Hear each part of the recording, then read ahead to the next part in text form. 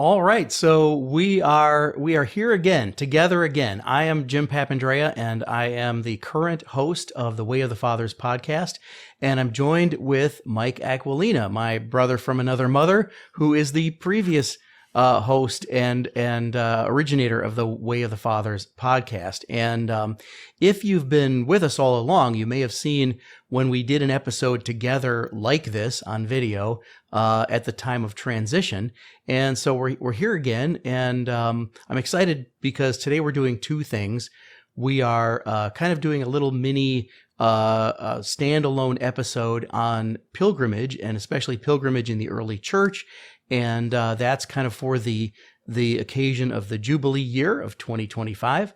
But also, we have an announcement to make that we're going to start with and then get back to. Do you want to make the announcement, Mike? Well, I can do that. I can do that. Right. Jim and I together are going to be making a pilgrimage to Sicily.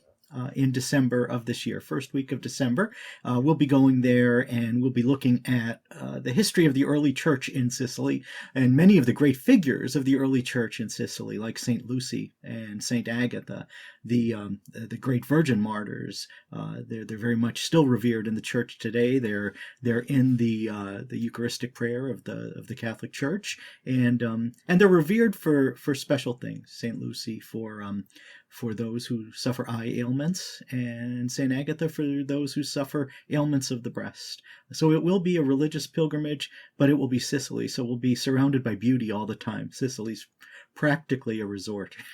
Yeah. So I'm so looking forward to this. This will be the first Way of the Fathers pilgrimage, and you might wonder why we're not going to Rome this time. We've both led pilgrimages to Rome on many occasions, and we're looking forward to doing that together someday soon, I hope.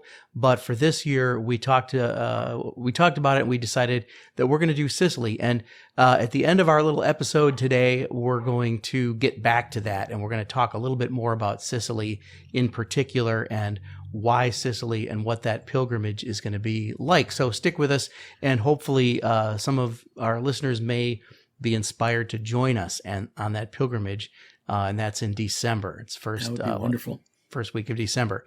So this is a Jubilee year, and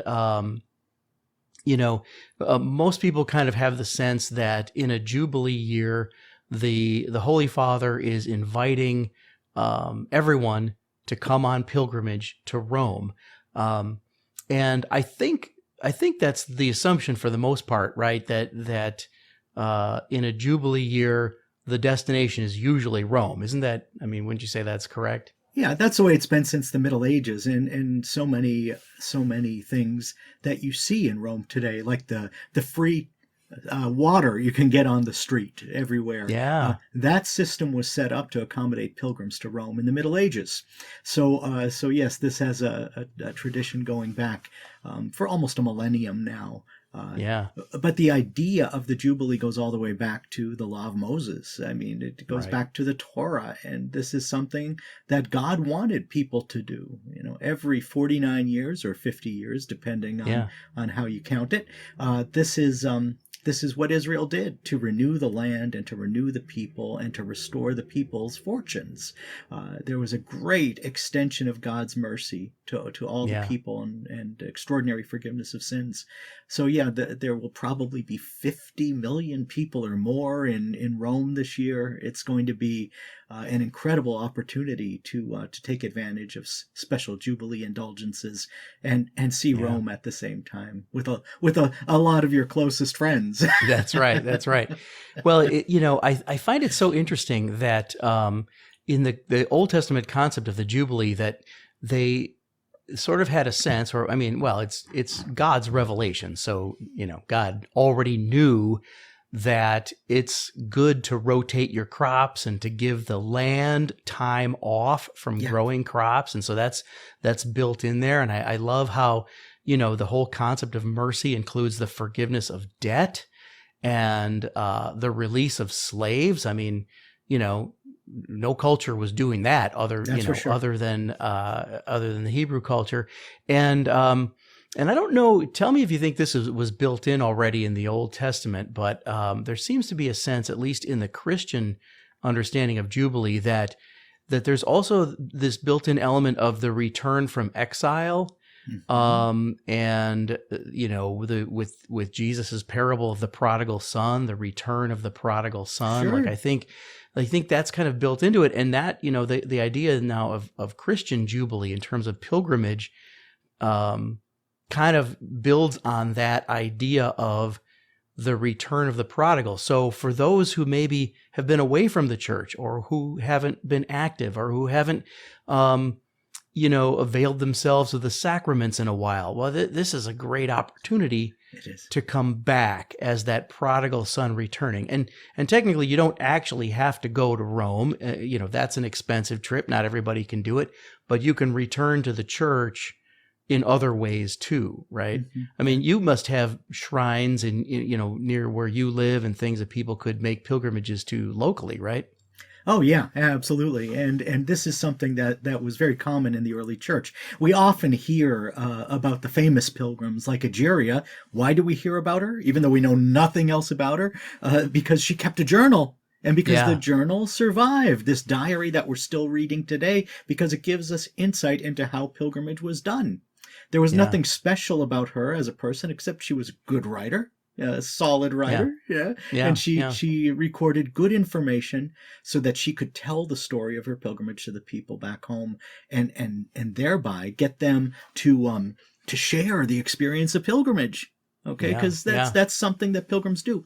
But we do know of other pilgrims from those first centuries. We know of fathers of the church like Melito of Sardis, who went to the Holy Land, right? And we know of countless pilgrims who went to Rome. Rome was a special destination.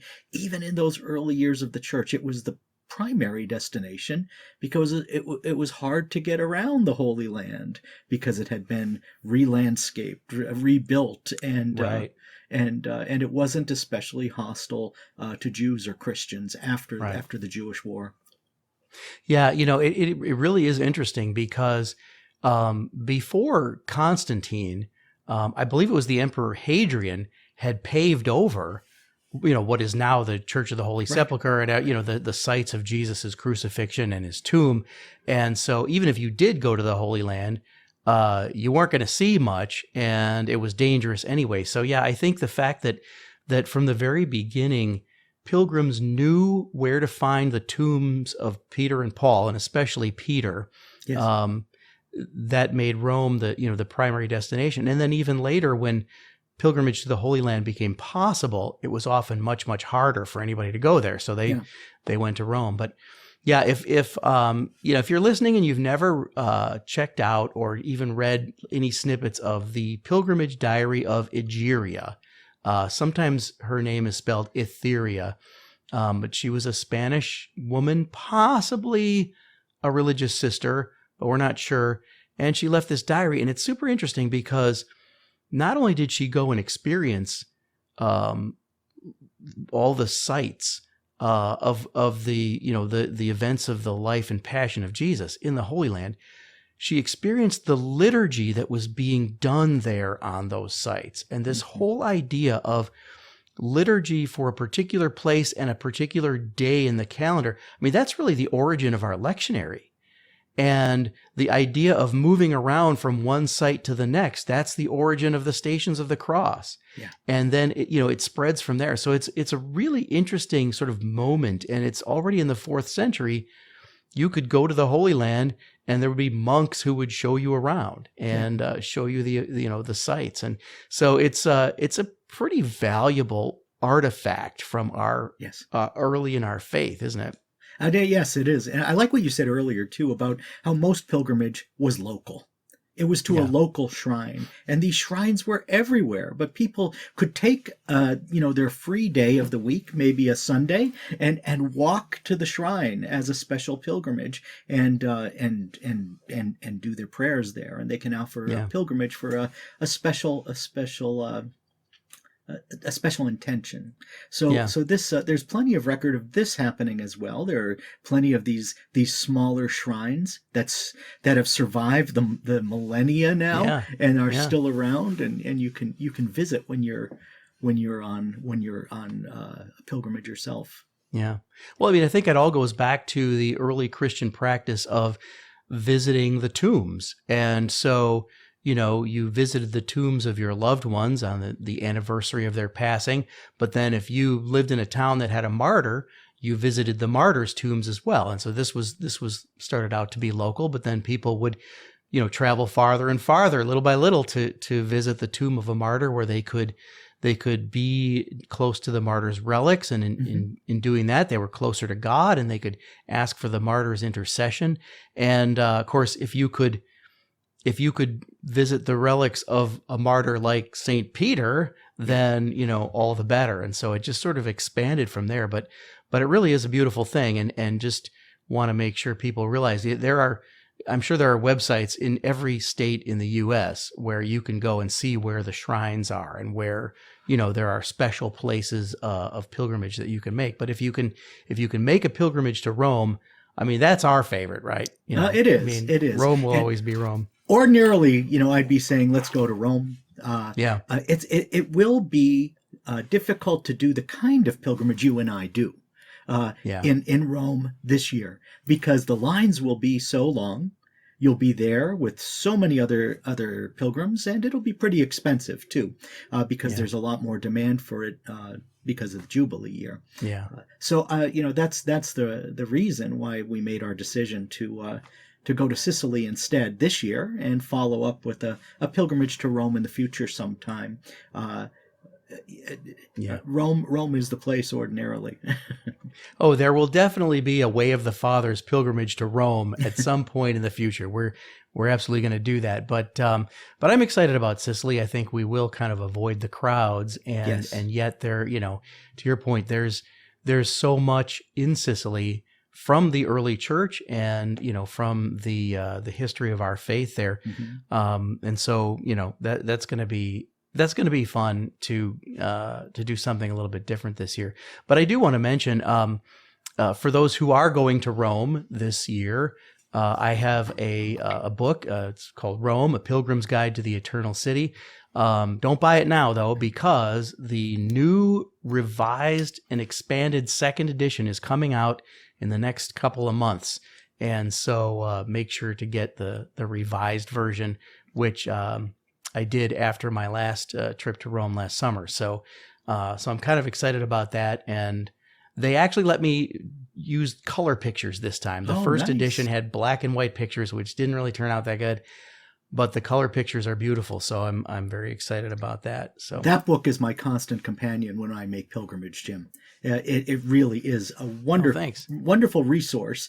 And when I'm walking into a church, or when I'm waiting in line, I can read your pages in that book, because they're brief enough, but they're also detailed enough. So I know what to look for when I walk into the church, and I know the background, the historical background, but also the devotional significance of the things I'm going to find inside. Yeah, well, thank you for saying that. And actually, I don't know if I told you this, but one time I was in Rome and I was walking past San Clemente, and there's a group of men outside the door waiting to go in, and I heard them reading from my book while they were as a group. But in the second edition, I've added checklists for each church so like you can literally check off, oh, I saw this, I saw that, and blank pages for journaling as well. And so making it much more of a kind of a resource for use as a self-guided tour for when you go to these churches. So, but anyway, we'll get to Rome, and we'll get there. But I'm looking forward to Sicily.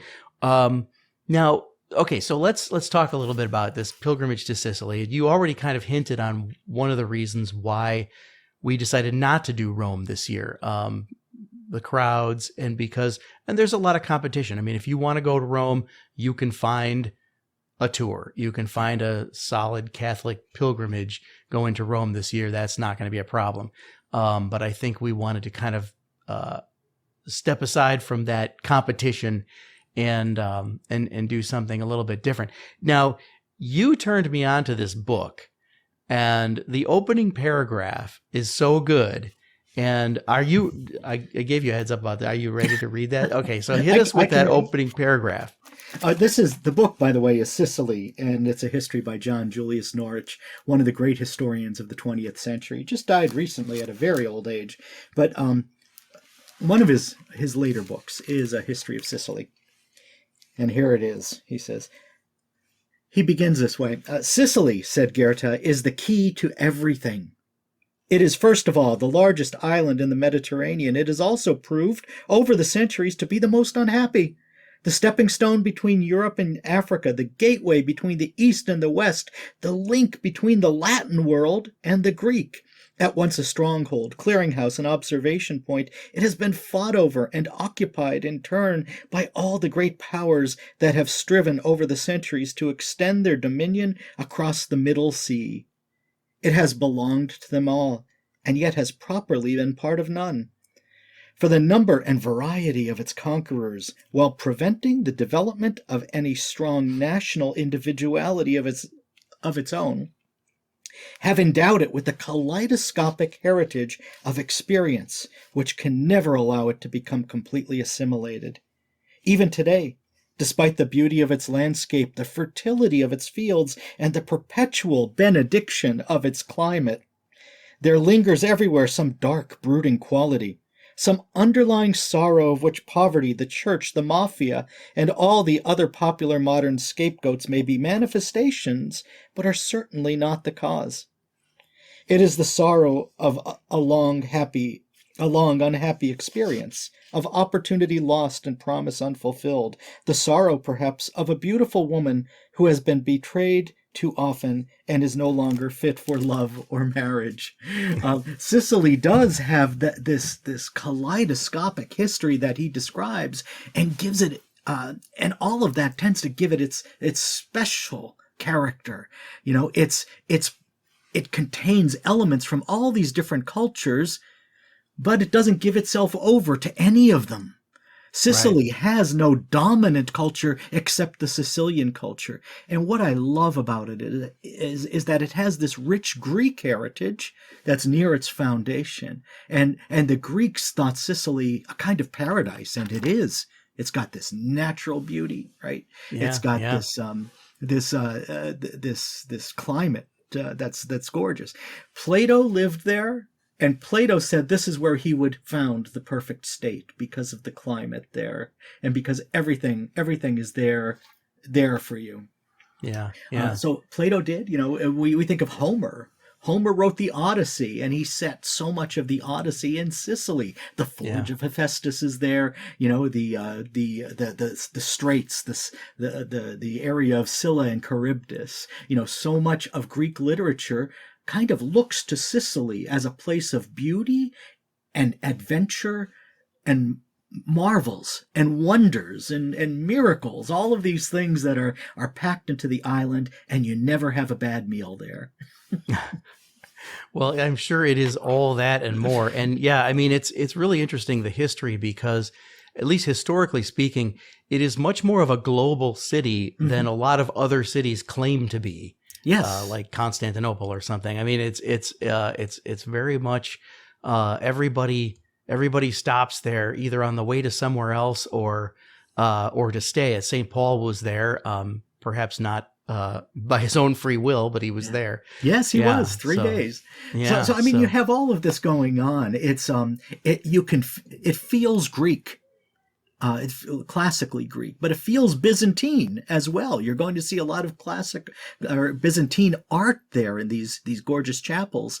You're going to see a lot of Latin culture there as well, because Sicily was always firmly under the popes and faithfully following the Nicene faith. That's another interesting characteristic, is how much it clung to orthodoxy, during the era of the fathers. Yeah, that's really an interesting point, given the fact that it could have been seen as sort of disconnected from Italy, etc. But there's a lot of history there, and I think it's definitely worthy of a pilgrimage. So yeah. I mean, so before we kind of start winding down, I want to say a couple more things about pilgrimage in general. I mean, most people know that the first Jubilee year was proclaimed in 1300. That was Pope Boniface VIII. And at the risk of turning this into a history lecture, I find it very interesting that this is not the beginning of pilgrimage, though, right? I mean, pilgrimage has been going on, even in the sense of pilgrimage for the sake of indulgences, that was not new at this time. And now you can correct me if I'm wrong, but one of the earliest examples of this that I know of is the indulgence of the Portiuncula, the hermitage of Saint Francis, and it was in. I'm pretending like I have this memorized by heart, but I'm looking at my notes. It was in the year 1216 that that the Pope allowed or proclaimed that there would be an indulgence for a pilgrimage to Assisi, to go there. And so, this had already been going on almost a century before Boniface. And so one of the things that we have to keep in mind is that back in the day, a pilgrimage was a hardship. It was extremely difficult. Not only did it cost a lot of money, which it kind of still does, but now it's a little bit more luxurious, and I'm okay with that. But back in the day, it might take your whole life savings to go on pilgrimage, and then you might die on the way. In fact,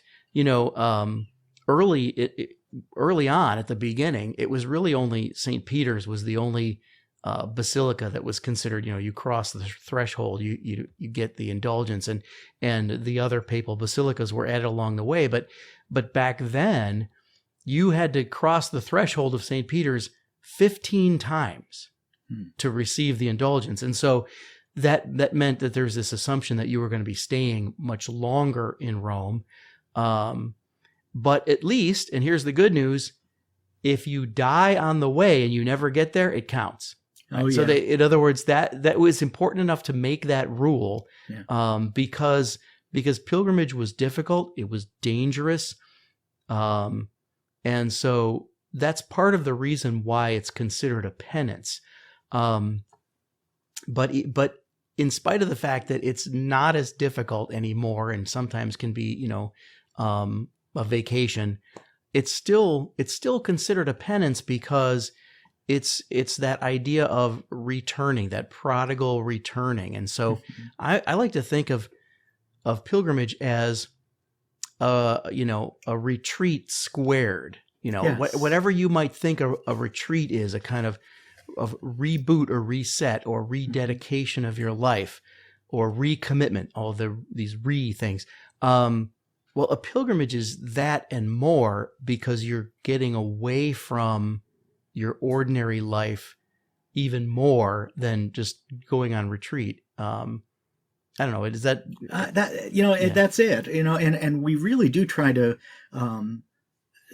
build the pilgrimage itself to be like a retreat experience. We don't have downtime, so to speak, on the bus. We pray together on the bus. We take the microphone and we give little mini lectures to prepare the people for what they're about to see. We're preparing them not only with historical information, but with the spiritual import of what they're about to witness. There's so much that we encounter when we go to these places. We're actually meeting these saints because they're more alive than we are, and that's right. And they're there to hear our prayers, and they're there to intercede for us. The whole idea of the Jubilee indulgence has this kind of baked into it, right? Because the indulgence calls upon the treasury of merit of the saints. That's what Moses was doing when he went up on Mount Sinai to remind God Almighty about the faithfulness of Abraham and Isaac and Jacob, right? And that's how he saved the lives of Israel, right? Well, we're looking to save the lives of all the people we live with, the people we work with, our families and so on. And we do that through this cooperation with God and with the merit of Jesus Christ, and with the merits of all these saints. And in particular, when we go to Sicily, it's Saint Agatha, Saint Lucy, the Blessed Right. Virgin Mary, Leo II, and a lot of other more obscure figures you're going to meet along the way, and Saint Paul, of course. Yeah. Well, it's true. And, if you know this from when you read the documents from the early church, the assumption is very much that we can ask any of the saints for their intercession at any time, but that the intercession of the saints is greatly enhanced when you ask for their intercession at their tomb. Yes. Near their relics. Yeah. And of course, people did that, and then they really believed, and I think this is an important part of pilgrimages, they returned home changed. Yeah. I mean, it's almost like that that thing we call the hero's journey that's a part of a lot of our storytelling, which is, the hero has to leave the ordinary life to go to a special world and then come back changed, or maybe even bring something back to the community. And that's what we do when we're on pilgrimage. We're leaving the routine of our ordinary lives, and we're coming back changed and maybe bringing something new into our rhythm of life. So, the early Christians really sort of understood pilgrimage as a life-changing event. Mm-hmm. Yeah. And I hope that this will be for you and me.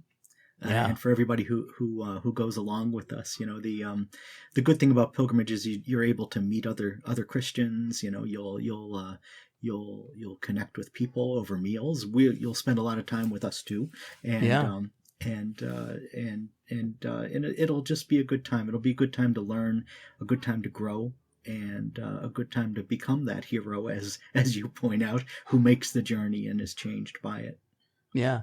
And in case anyone's wondering, just for fun, there will also be an element of the way of the Godfather in this pilgrimage, yes. because we will visit some of the sites where the Godfather films were filmed, the parts that took place in Sicily. So and I'll be ready to talk a little bit about the history of the mafia and some of that just for fun. I'm sure you probably could do that too. So we'll have some. Maybe we'll do a panel discussion, and we'll just be two wise guys who are not necessarily that wise, but that'll be fun. I should point out too, we're going to have a great chaplain too with us, who will be there for spiritual counsel, for sacramental reasons as well.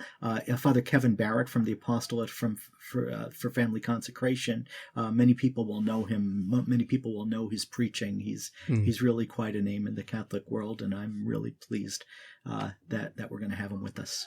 Yeah, that's a beautiful thing. I mean, that's the reason to go on a real Catholic pilgrimage, is to have that person there. So that's great.